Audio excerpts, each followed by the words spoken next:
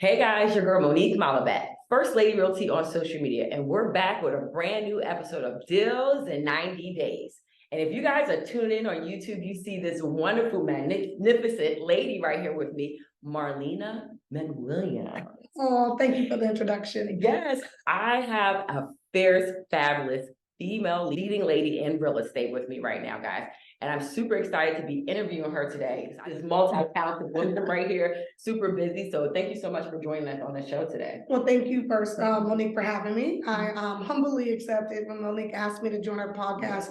Monique gives us all the credit, but she needs to give herself her flowers too. Monique is amazing. She really is a connector and can get people together, get them to do things, and has so much creativity. So I'm just humbly honored to be here with you today. Thank you. She y'all, she got me over here blushing a little bit, okay? But the point of her coming on the podcast is for her to talk about herself and not brag about me, because this woman out here is fierce, right? Fierce leading lady in real estate, and I'm super excited to have her, not just on the podcast, but later on this month, y'all, she'll also be joining us as a panelist on Listing Wars is what we call it, and we have a select few ladies on that podcast. We're going to be sharing some gems and tips about how they basically became uber successful in the real estate field. And that's our panel event that's happening at the end of the month. We'll talk about that at the end. So let's dive in, Marlena. Like, why did you get into like real estate, and how as well? How and why? So I'm originally from Colorado, but I moved out here in my finance and economics degree, doing government contracting with Lockheed Martin. Got to travel, got to do a lot of cost estimation, learned a lot about that process. Got my license kind of just to kind of play around in real estate. My father owns an appraisal company back home. So it was kind of always at the back of my mind, you know. And then I helped this older lady who was in her mid-40s, never thought she could buy. And when she broke down in tears, that was really touching me. So instead of just helping my friends and myself, I said, you know what, I think I'm pretty good at this. Let me see what I could do. And then about almost 4 or 5 years ago, I decided this is for me. Let me go full time.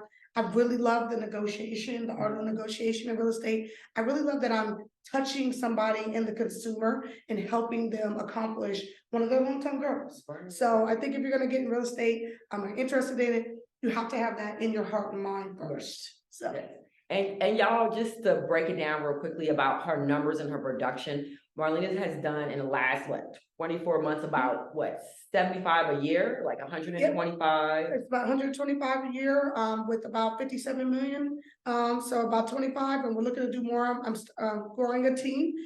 So as the team come on, and it's not just me anymore, we'll of course be able to grow that. Yeah? Yes. So y'all, she's doing some major numbers right there. I hope y'all heard that. Say that one more time. So 125 transactions, 57 million. So in the last 24 months. So yes, it's great. Like, when does she sleep, right? I don't.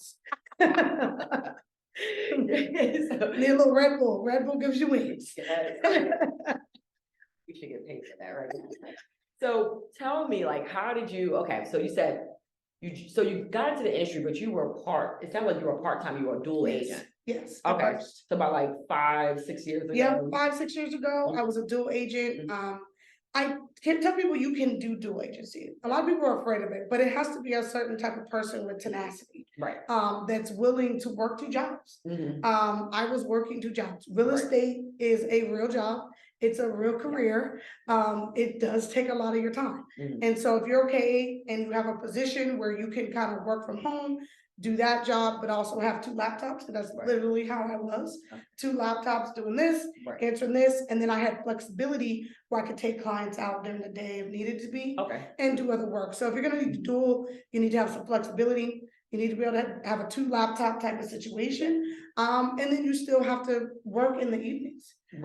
So if you're open to doing that and you have the tenacity and you still need to get a little paycheck to get yourself set before going, I highly recommend it. Right. And I'm happy that you're bringing it up, because there's a lot of dual agents that reach out and they're always trying to like figure out that balance, but some of them are afraid to really, I feel like they're afraid to like spend that extra time like on the nights and weekends to really balance it out. And you also, you're a mother as well, you're your parent. So how many hours were you kind of working when you started out? Were you working 30-40 hours at your full-time job? And then how many hours were you kind of putting in on nights and also weekends as well? So scheduling, I call it your perfect week scheduler. you want to get really good at making a perfect week schedule. Okay. So having a child, being a mom, he has demands too, my son. So course. he's more demanding than y'all. Yeah. So when y'all get demanding on me, I'm like, it ain't nothing towards Isaiah. But yeah, so I would get up early. I start my day at like 5 o'clock. Okay. I'm trying to get back into that because I was really good at it. I would work out, have my quiet time, kind of get yourself set. You need to give yourself a mental moment, meditate, pray, whatever it is that you do. Read a book, set your day off right. Then I get him up and he would be at school by 7:30, 8. Okay. Then I'm at work by 8:30, working to about 4:30, getting off. Again, I had the ability to do dual computers, so I still was doing some real estate stuff during the day, to be honest. Okay. And then after I got off, I was calling 5 to 7, which is one of the best times to call. I know people don't realize it, but 5 to 7, people start eating dinner. It's one of the best time to call. They're getting off work. Now, Marlena, I'm gonna stop you right there. Y'all hear that? She was making calls, so she's working from 8:30 y'all to about, you said 4:30, right? Then from about 5 o'clock, so there's a 30-minute breather kind of right there to probably get your son and then do other things real quickly. And then she's basically picking up the phone and banging out phone calls from 5 to 7 p.m. That is 2 hours, y'all, on top of working her full-time job. That's what I need people to hear. So, okay. Thank you, Marlene. See, we're done. That's enough of this episode. Right? I gave it to you right there. Okay. And then I would get 7, we would have dinner, have my family time, go to bed. Right? I might do some real estate work, to be honest with you, at night, because that's when it's quiet. Sometimes when it's during the day, you're getting the calls, you're making your calls, there's admin stuff that sometimes you can't finish during normal hours. So sometimes if I had stuff I had to get done for clients, after I got my son to bed at 9, I was still working to sometimes 10, 11 o'clock doing quiet admin things, so I didn't have to worry about the next day. And then setting my priority list before I went to bed. Because for me, if stuff stays on my brain, I'm not gonna sleep well. And not sleeping well is not good when you have a schedule that's so rigid and set like that. So I would go to bed. I always make my bedtime by 11, so I at least get 6 hours, wake back up at 5. Okay. Look at that, y'all. Superwoman. Okay. And how did you actually, when you started getting appointments to actually start viewing the properties? Because your time is very, very tight. Basically from 8:30, about 7, you're working for, your full-time job, and then you're working for yourself. And you also have your son, you gotta eat, all that stuff. When did you show houses? So I did have the flexibility again, to be honest, to do some during the day. I don't want to give anybody fake fallacies. I always say real estate and it's different. So I did have that flexibility. And then I did schedule them on nights and weekends. Okay. So babysitters, I get babysitters for my son, or his dad would take him, and then I would go out. But it's okay, guys, to have clients understand your schedule. And when I started out, I didn't have that, right? I was just, oh, you ready to go? Let's go. No, but now I said, and I learned to say that, hey, my son needs time too. I need to eat. I have to do these things personally. So, and clients will understand that. When you say, hey, I do showings on Monday, Wednesday, Friday, Saturday, Sunday, from 4 to 8, most people will work around that. And then there will be times where you have to make those exceptions. Okay. And you do them during the day, but clients will understand if you set their expectations and communicate that effectively. Nice. See, y'all hear that right there, coming from the queen herself. Y'all, and I think that's the tricky part. I think people are afraid to kind of set those expectations up front, thinking that the client's gonna like run off because, oh man, she's not available to take these take me out today, the day of. Knowing that, you have a schedule, and also they have a schedule too that they can't just break as well. So thank you for sharing that. I think that was very important. I think also it goes to show people, to be honest with you, that people respect people that have a schedule and are busy. Because if I'm always available, it's like, so are you really doing the numbers you told me? You should be busy. And so even clients now, they're like, oh, I know you're busy. And I always tell them I'm never busy for you, but I do have a schedule so that I can service everybody.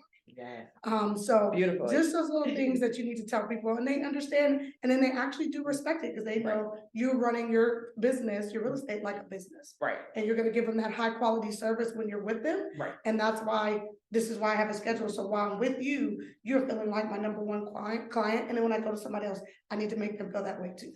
There we go. See, guys, and that's really a business. If you think about it, any business, any industry, there is a schedule. There's a real schedule that we all have to follow. So Yeah. I love how you're breaking it down. I think when people with being self-employed, sometimes being a small, entrepreneur, like growing brand new, I think we kind of are like, oh, we gotta run, and don't realize, oh, you actually need this balance. Yes, There is balance. there's balance, and then schedule some time for yourself. I mean, if you get sick, and are bedridden, can you sell real estate? You can't. Now, real estate's gonna move you to make you feel like that, but but you still got to get some rest, and find some time and peace for yourself so that you can. It's like being a parent, right? If you're tired all the time, you're not going to be able to pour into your kid and have fun. Same with clients. If you're tired and out of it, you're not going to be able to pour into them and give them that high quality service. And that service is what's going to make them come back to you, right? The service. And so that's why they're not going to run off to anybody else, because if you're providing high quality service, giving them attention, answering them, being very informative, they're going to come back. Piece. Yes, thank you so much for that, Marlena. A lot of people needed to hear that. A lot of dual agents needed to hear that. Even new agents needed to hear that, because I feel like people forget about, scheduling. I think that's probably one of the first few things you need to do. Everybody's talking about, hey, I want leads and I want this and I want that, but you don't have a schedule. It doesn't matter how many leads you're getting, because you're gonna be all over the place. You're not gonna be able to produce the way you need to produce. Yeah, you don't know when to call the leads, when to follow up, when to do admin stuff. Setting your perfect week scheduler is one of my #1 tips. I would tell any agent there, and that's something that, on our team, we help people set, and I keep them accountable to it. And it's also good because when you need to pat yourself on the back, you're like, man, I did that. Look at all the stuff I did today. And you can see it. And then when you know you need to kick yourself in the butt, you can kick yourself in the butt a little bit and go, I didn't get all this done. I got distracted today. Right. And it's okay. Now I got to move this to tomorrow, and then make your priority list. So it's very, very important. Scheduling is very, very important. Yes. Okay. That's why she's a mega agent. Y'all listen, that's a good gem right there. So let's go ahead and talk a little bit more about, it sounds like you focused on the 20% in terms of your business. What's that saying about what 80% of your results come from 20% of your effort? Right. When you're on tight on a schedule like Marlena was when she first started out, not just with work, but also a family, right? She's raising a family as well. So when you're tight on that, on a schedule like that, you focused on what was most effective, those going to give you the results. And it sounds like prospecting. You kind of took that very seriously. Yes. Can you talk a little bit more about that? Yeah. So the ugly part of real estate, y'all. Yeah, it's not all kids and babies and taking photos. Right. It's so it's not all just that. So yeah, I did the door knocking, honestly. One of my biggest developments came from door knocking. I went and door knocked and left a hanger on the door. I drove by the place, it was by my house. He left it there for like 2-3 weeks, and then one day he just called me. And I was prepared. I knew what I needed to say. I knew the neighborhood. I knew the pricing. I went over and did the presentation. That development I sold it to an investor, sold it into 8 units and sell. And so door knocking works. People say it doesn't, but it still works. Yes. Prospecting in the morning still works, and then in the afternoon still works. And then keeping up with your database. Of course, your database is most important. Giving those people those calls, just saying, hey, how you doing? We all get bills as adults. People calling us, trying to sell us insurance and all kinds of stuff. And sometimes it's just nice to check in with your sphere and your clients and say, hey, how are you today? How's your family? Those little things matter. And then people will always ask you back, what are you doing? And then that's when you get to tell them I'm in real estate. And don't make it sales breathy. Just I'm in real estate. And then people are always going to ask you, how's the market? Right. And then that's when you have your 2 seconds to show them you're an expert. You know what you're talking about. So prospecting, door knocking, and focusing on my sphere. And those were my 3 main things. Okay. And then, as I started to grow, we got into other things, but those were the 3 main things I would recommend. Yes, y'all hear that? She had 3 ways she basically prospect, or we'll say lead generate.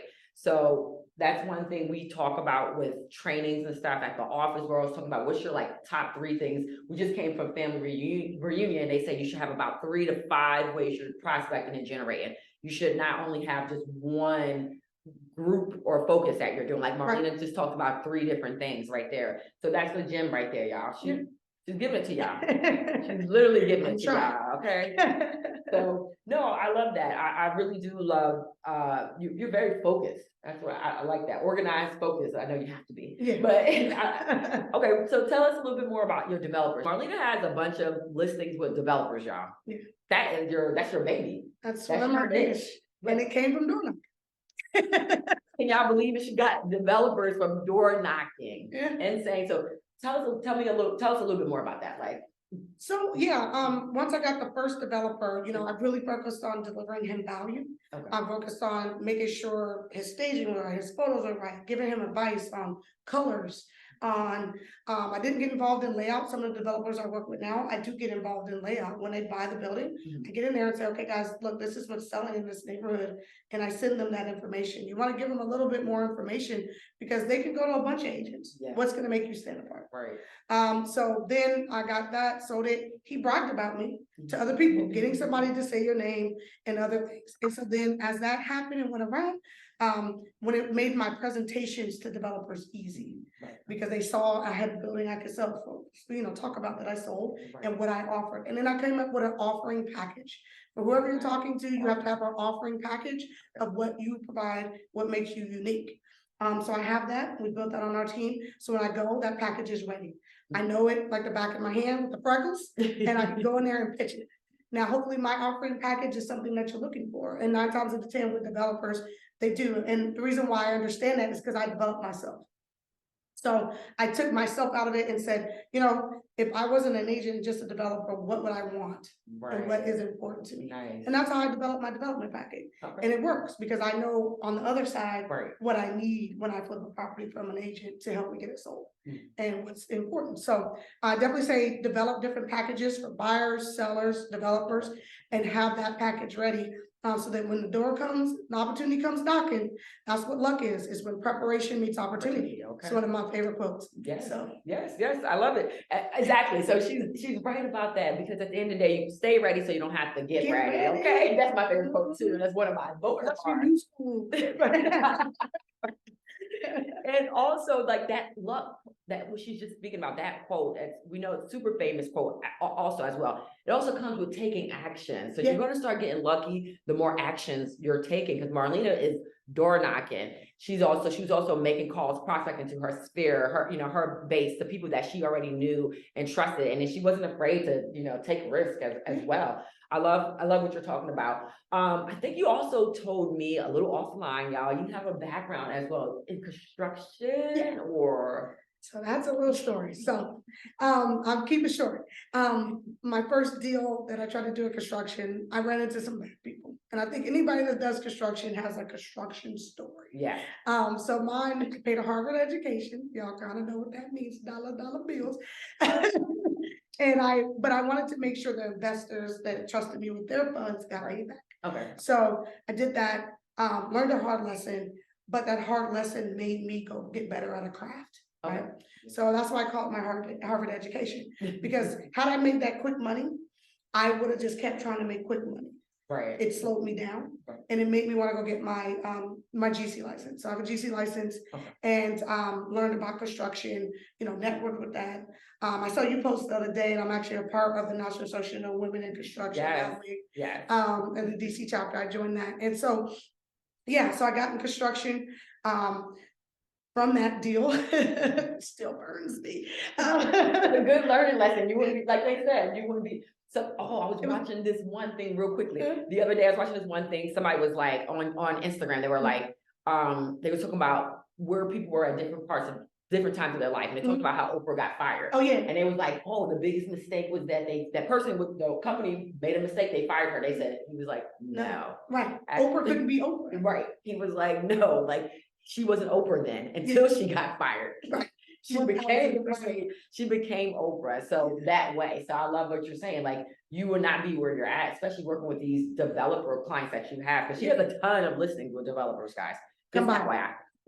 Yes, come by, help her sell them as well. your agent, get a referral or something as well. If you're from out of town, you have some clients. Anyways, but yes, you wouldn't be where you're at if it wasn't for that. You wouldn't have got your GC license, joining women in construction as well. Yeah, it caused you to grow and develop. And so that's why I tell people it's hard with education. It's a blessing in disguise. You know, sometimes when something like that happens, you have to go through the tough to get to it. People are afraid to talk about it. I'm not. I tell everybody that, like, y'all, I lost 6 figures at 28. Six figures at 28, y'all. It's the woman you have to learn from. You will learn from. You need to be. I was like, ooh. So, but you know, but like you said, blessing in disguise, because I would have kept making quick money.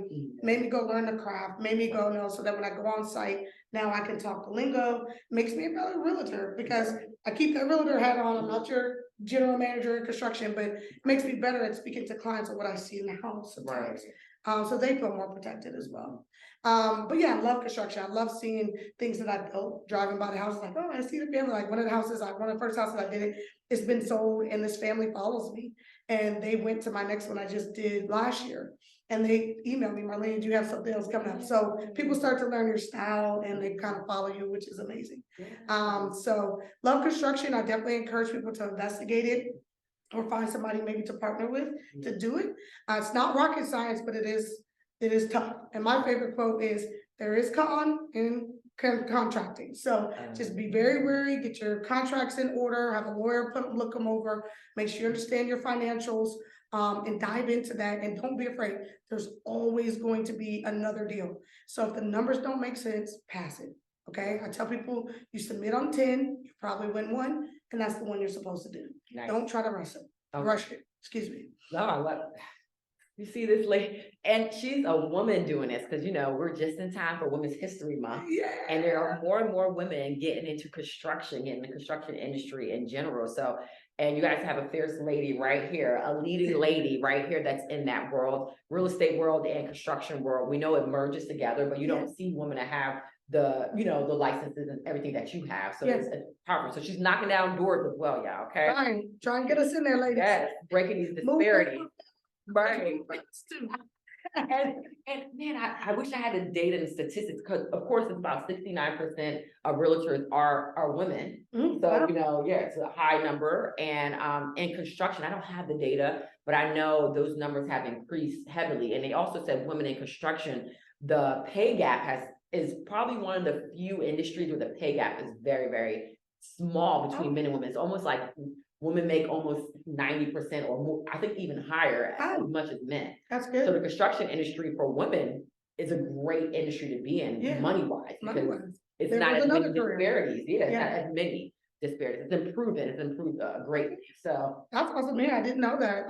But that's what you got to realize. Real estate. Real estate's so big. Right, it is. You can choose a million paths.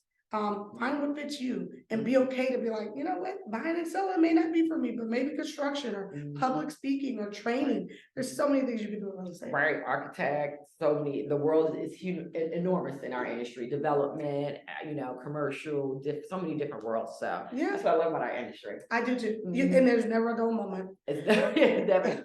Sometimes it needs to be. It does. Sometimes you're like, what?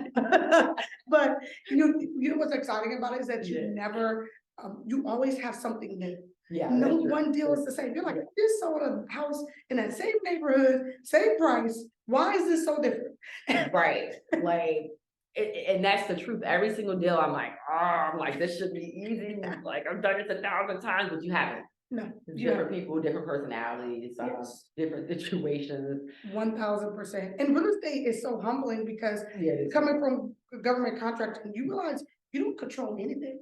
You don't control the other agent, your own client, their client, the home inspector, the lender, the appraiser, the title. You don't control none of the people. You can influence, you can email, but you really don't control none of them and what they do. So that's very true. And I was actually talking to an agent about that the other day, and I was just literally like, you know, you're gonna humble yourself. You know, you were great in the world you were at, but you're gonna realize a lot of stuff is out of our control. Yeah. But like you said, it's just really about influencing and just picking the best team of individuals. Yeah. Speaking of that, Marlena has a team. Let's go ahead and transfer over into that. Yes. So Marlena, you were solo agent for how long?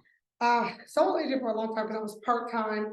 So solo agent probably about let's say 10 years. So just started team last year. So about 8, 9 of it. Yeah. Okay. And Marlene is out here.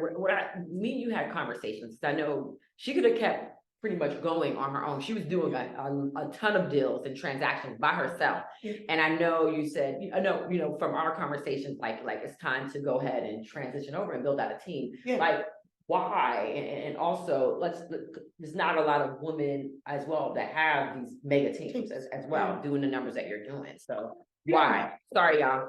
That was our timer, but we're gonna keep going because it's too good right now. So make it quick because I don't want to make it too long. You guys don't want to watch us. But you do want to a little bit. Y'all know y'all do. We cute too. Right. But yeah, so I wanted to start a team. I come from playing sports. I believe in team. There's no I in team, but there is me. And I like building a culture. Culture matters. And I wanted people around me that were like-minded, that wanted to believe in the mission and goal. I wanted to build a culture that was different than any other culture. So you have to want to be something bigger than yourself. Right. And Monique's right. To be honest with you guys, I could have kept as a solo agent, maybe got some help from some showing agents and a couple of VAs, and could have made a ton of money and been fine with my life. But I wanted camaraderie. I wanted to help other people accomplish their goals and dreams and see how our dreams could fit together. That's beautiful to me. Right. That again goes to the basis of who I am, of wanting everybody to win. Right. That's around me. So it's Scotty and Company. Our team word is faith. We're fun, awesome, intuitive, tenacious, and honest. And so that's my word, faith. So we took it down. We broke it into an acronym. Everybody loves it. A lot of people on our team have big faith. We have fun together. Like last night, we just played Bean Boozled Fiery Edition. Everybody had to eat jelly beans on call night. It was just fun. We just played games. And I love that. And that's why I wanted to start a team. I wanted to create a culture. I wanted to become a big team as a women-led team, predominantly women-led team. And I wanted to help other people's dreams be realized, not just mine. You have to have something bigger than yourself to want to be a team leader. Yes. And we've talked about it. I know it's been some triumphs as well that you have gone through. I mean, you have an amazing team, though. I can definitely say that. Now, yes. Yeah. I'm looking for more. So if you want to get on an amazing team, come on. Growing. She is growing, y'all. Her goal is to be all over the country. So expansion team is what we call it over here at Keller Williams. So I'm excited to see your growth. I know you're going to go amazing places as well. Definitely will be helping with contributing as well, bringing some more agents. Question, what book, before we wrap up, what book are you reading right now? Like, or even better, okay, let's do both. What book kind of helped you like with your sales career in real estate? And also what book are you reading right now? One of the best books to read is Ninja Selling. Ninja Selling, y'all. Love that book. That was one that really helped me. And then a book I'm reading now because I'm in a leadership role is Coaching Sales People into Sales Champions. Again, reading books about helping my team grow, helping them grow. Okay. So both of those books are really good. You got to read them over and over. A lot of gems in there. So be ready to get your notepad, read the books, reread it. You should read every book that's helping you 3 times. 3 times, guys. First time you read it, you're getting it in there, right? Second time you're reading it, you're internalizing it. And third time you read it, you can perform it. Ooh, look at that gem right there, y'all. Yes, rewind that, okay? And repeat it out loud as well. That was good, Marlena. I love this woman. We definitely have to have her back on the podcast. Yes. And I know I said, we are about to wrap up our promise, but Marlena, if I'm a brand new agent, brand new, I just got my license last week. Yeah. What should I do for, like, what is something you would say they should do first to get themselves really into like production up and running? Yeah. First thing is make your database. Go through all your contacts, tag them, get them organized. Your database is your livelihood. Data bank. Database is AKA data bank. I like that. Ignite. Second thing, I would tell you, find a mega agent and ask to work for them. Don't ask for anything. I worked for somebody while I was part-time and it made my knowledge just go. Mega agents need help. And if they're open, you can learn so much for them and they need your help. You get that mentorship for free and on-the-job training.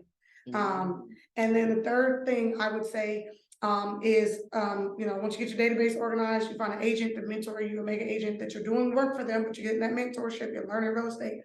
Then the third thing is go ahead and make your perfect week scheduler so you can start prospecting, getting things done that you need to do on time. Yes, y'all, data bank, get a mentor, mega agent preferably, and also get your schedule together, y'all, because that's very important, okay? Yes, so thank you. Yeah, so those are some amazing gems right now, okay? Y'all have enough to definitely get out there and start getting into production, get those deals in 90 days, like the podcast is called, okay? Deals in 90 days, y'all. And Marlene, you dropped so many gems. Like, how do people like get in touch with you, follow you? Go ahead, tell us how we can. So I'm Marlena McWilliams. You can go to mascotti.com. That's MASCOTTI.com. You can also find me on social media. We're on all platforms.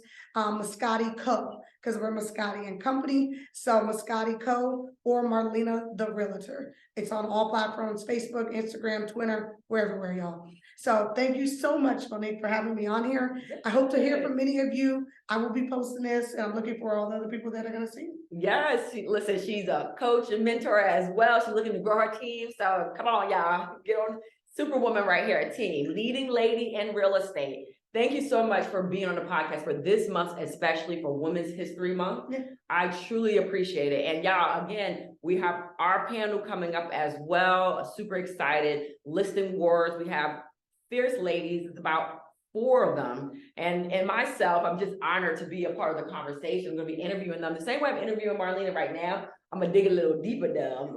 I'm going to give you some tricky questions on purpose. I'm going to trip her up on purpose. Look at her. She's getting prepared right now for the episode, for the panelists. Too smart, too quick on a beat. But no, so seriously, no, thank you, Marlena. And one more time, how do they follow you? Because everybody's on social media. Yeah. Mascotti Co. or Marlena the Realtor. And Mascotti Co. is MASCOTTICO. Yes, and I'll put it in the if you're watching on YouTube, I'll also put a little link up as well at the bottom for you to follow her as well. Thank you guys again for tuning in. Yes, Marlena. Listen, y'all, this is a lot of gems. So rewind it, listen to it 3 times? 3 times. 3 times to get some gems, y'all, to get different things out of it. So thank y'all again. This is your host again, Monique Malabet, First Lady Realty on social media. Be sure to follow us on Deals, well, not Deals in 9 Days. The Bad Agents is on social media and YouTube as well. We're on the Deals in 90 Days. So I'll put the links as well up. And also on the podcast, all the different podcasts is out there. So again, thank you guys. Have a good one. Bye. Take care. Bye.